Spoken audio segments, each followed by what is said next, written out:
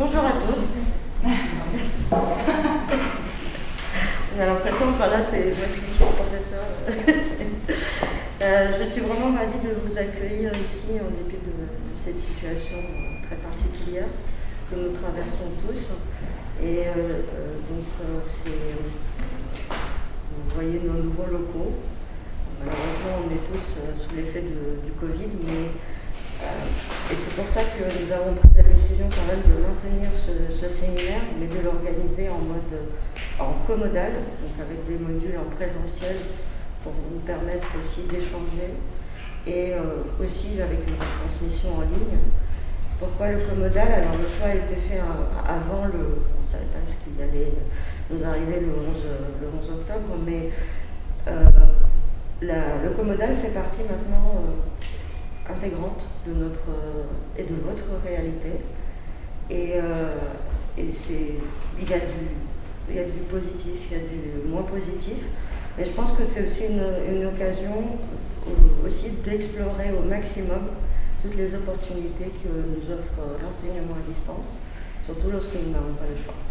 Et puis, je tenais à dire aussi bonjour à tous ceux qui nous regardent en ligne, et j'espère que ce séminaire vraiment vous sera tous très profitable. En tout cas, Élodie, la nouvelle attachée de coopération pour le français, à tous les pauvres.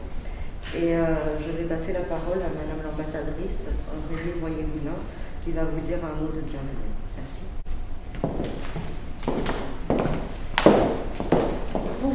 Bonjour à tous et à toutes.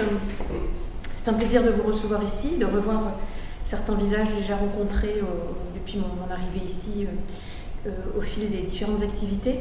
Alors nous sommes très heureux, Véronique Dussossois vous l'a dit, de pouvoir vous rassembler dans les nouveaux locaux de l'Institut français qui ont été inaugurés le 14 juillet avec le ministre des Affaires étrangères. C'est tout neuf, on est très heureux d'avoir pu comme ça rassembler tous les services qui représentent la France en Lettonie dans ce bâtiment qui est merveilleux. On a passé beaucoup de temps, c'était vraiment un joyau du patrimoine letton et on a fait attention à le restaurer en respectant vraiment tout. Je vous signale que vous êtes sur un plancher d'origine qui date de 1873 et qu'on a restauré avec beaucoup de soin au cours de l'année dernière. Mais c'est un vrai plaisir aussi pour nous de pouvoir occuper ces locaux et un vrai privilège que l'on mesure bien. Alors, effectivement, la situation est un peu particulière. Nous sommes en comodal avec un certain nombre d'entre vous, quelques-uns sur place, la plupart en ligne. Je pense malheureusement que on va avoir à continuer à avoir ces formules comme ça plus souples pour s'adapter à la situation, le temps de s'être débarrassé de cette pandémie. Mais ça ne nous empêche pas de travailler tous ensemble et d'être rassemblés, même si c'est virtuel pour beaucoup d'entre vous. On fera très attention, de toute façon, vous avez pu le constater, au respect strict de toutes les mesures décidées par le gouvernement pendant toute cette journée. Je pense que c'est vraiment important pour la sécurité de tous. Alors, l'année 2021 est pour nous une année très particulière dans nos relations bilatérales avec la Lettonie. C'est une année à la fois parce qu'elle fait suite à la visite du président de la République et ça nous a permis de lancer un certain nombre de nouveaux projets. Et l'enseignement du français est vraiment central pour nous. C'est une priorité à la fois dans notre plan d'action en tant qu'ambassade. C'est une priorité aussi parce que nous avons signé à l'occasion de la visite du président de la République un plan d'action pour la coopération éducative et scientifique qui court de 2021 à 2025. Et l'organisation de ce séminaire des professeurs de français est vraiment une application directe des mesures de ce plan d'action. Et puis, sur un plan plus large, 2021, c'est aussi une année importante entre la France et la Lettonie, puisque nous avons célébré le 26 janvier le centenaire de nos relations diplomatiques qui ont été établies le 26 janvier 1921. Et pour la petite histoire, d'ailleurs, vous savez peut-être que la première ambassade de France au moment de l'indépendance de la Lettonie était également dans ce bâtiment. Nous y sommes revenus en 91 alors l'ambassade était déjà installée ici. À l'époque, on l'a partagée avec d'autres représentations diplomatiques. Maintenant, on est à l'aise, on est tout seul. Mais c'est aussi un bâtiment qui est très lié à l'histoire des relations bilatérales. Et nous avons aussi célébré le 29 août, les 30 ans du retour des relations diplomatiques entre la France et la Lettonie, lorsque la Lettonie s'est libérée et a retrouvé son indépendance en 1991. Donc c'est une année où il y a eu beaucoup de collaborations, beaucoup de commémorations, et ça nous a permis de réfléchir à ce qui fait notre relation, avec beaucoup d'éléments très forts, notre appartenance commune à l'Union européenne, l'engagement de la France pour la sécurité dans la région baltique, une coopération culturelle qui est très vive et très dynamique, avec beaucoup dans tous les champs, que ce soit les secteurs les plus classiques ou les industries créatives, culturelles qui sont en pointe en ce moment et sur lesquelles nous travaillons beaucoup. Et bien sûr, l'enseignement du français qui est prioritaire et sur lequel nous sommes vraiment heureux de pouvoir travailler avec vous, parce que l'enseignement du français en Lettonie, c'est vous tous et toutes qui l'enseignez au quotidien. Vous le savez peut-être, la France occupera la présidence tournante de l'Union européenne à partir du semestre prochain, à partir du 1er janvier pour 6 mois. Et cette question du multilinguisme, de l'enseignement des langues vivantes, sera vraiment tout à fait centrale dans ce que nous allons faire aussi dans cette présidence. Il me semble que l'Europe d'aujourd'hui est forcément multilingue, que si on veut former de jeunes Européens, il faut qu'ils soient à l'aise dans plusieurs langues. La Lettonie est d'ailleurs exemplaire à bien des égards sur ces questions, puisqu'il y a un enseignement des langues vivantes qui est très présent dans les programmes et avec des résultats tout à fait admirables. Donc nous allons essayer de continuer à travailler aussi pour le multilinguisme partout en Europe, et bien sûr aussi pour que le plus de jeunes Européens puissent avoir une possibilité, s'ils le souhaitent, d'apprendre le français.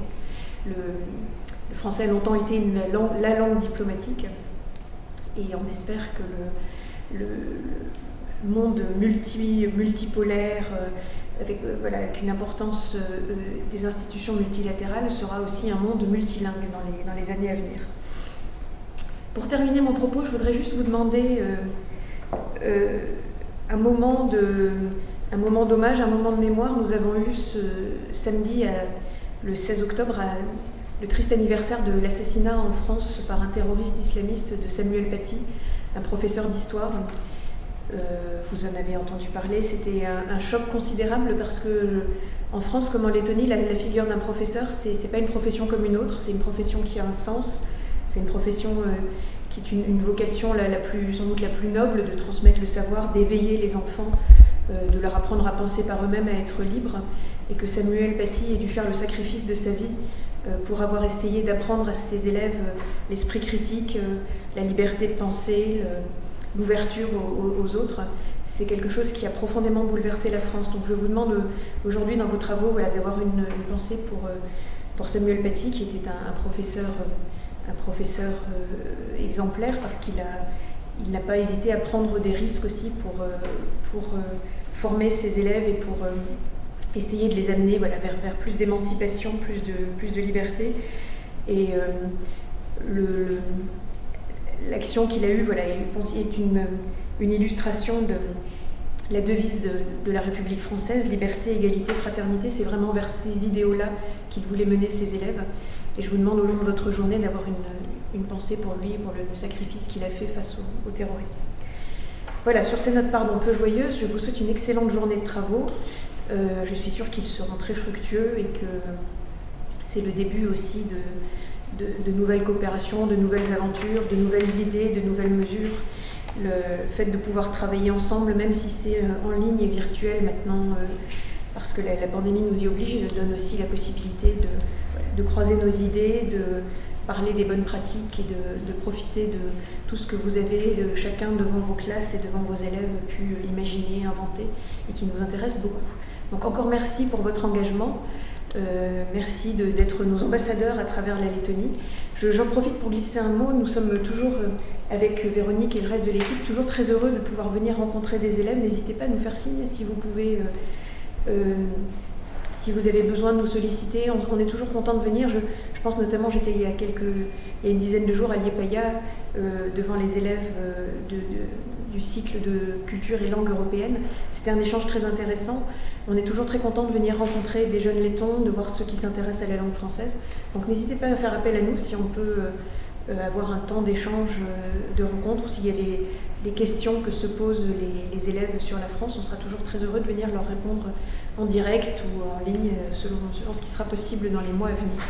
Très bonne journée de travail et merci encore de votre présence aujourd'hui.